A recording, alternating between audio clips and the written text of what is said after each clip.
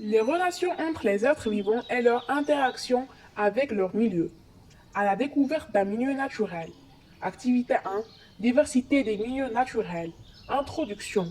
Les milieux naturels sont très diversifiés. Plusieurs outils et techniques permettent de découvrir les composants vivants et non vivants et la diversité de ces milieux. Comment étudier un milieu naturel et quels sont ses composants? 1. Outils utilisés pour l'étude d'un milieu naturel. Pour étudier un milieu naturel, on doit avoir des outils et des moyens par exemple. Première chose, filet d'insectes.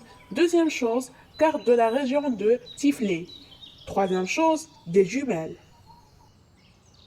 2. Les différents milieux naturels. Les milieux naturels sont diversifiés. Lacs, forêts, oued, déserts, etc. Cette diversité est fonction de la géographie, du climat et des conditions physiques et chimiques du milieu. Outils utilisés pour l'étude d'un milieu naturel. Pour étudier un milieu naturel, on doit avoir des outils et des moyens, par exemple, carte, rôle et importance, orientation dans l'espace, jumelles, observation des animaux qui ne laissent pas approcher comme les oiseaux et certains mammifères, filets d'insectes pour capturer des insectes. 3. Les composants du milieu. Un milieu naturel est un support physique peuplé par des êtres vivants renfermant et une composante vivante, animaux, végétaux, une composante non vivante, eau, sol, air. Activité 2. Diversité des êtres vivants dans les milieux naturels. 1. Diversité des êtres vivants. La capture des êtres vivants dans un milieu naturel peut se faire par plusieurs méthodes et techniques, comme l'aspirateur, l'appareil de Berlez, les pièges. Le Berlez permet de récolter facilement les petits animaux du sol. La faune. Définition.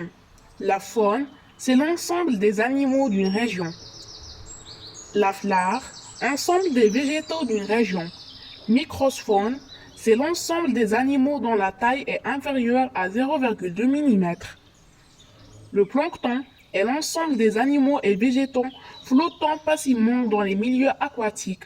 On distingue le plancton végétal ou phytoplancton et le plancton animal ou zooplancton. 2. Répartition des espèces en fonction des caractéristiques du milieu. Les êtres vivants ne sont pas répartis au hasard. Leur répartition dépend des caractéristiques physiques du milieu, température, humidité. Chaque être vivant occupe finalement un milieu qui correspond à ses exigences. Activité 3. La cellule, unité de structure de tous les êtres vivants. 1. Description du microscope optique. Le microscope optique est un instrument d'optique composé de plusieurs lentilles surposées permettant d'augmenter le pouvoir grossissant. Le microscope optique se compose de oculaire, objectif, vide-réglage, platine, lumière. 2. Observation des cellules chez les êtres vivants unicellulaires. L'observation microscopique de l'eau stagnant montre la présence d'êtres vivants formés d'une seule cellule avec des cils sur toute la membrane. Leur permettent de bouger avec un grain sombre au centre. Ces êtres vivants sont appelés les paramécies. La paramécie est un être vivant constitué d'une seule cellule. On dit que c'est un être vivant unicellulaire.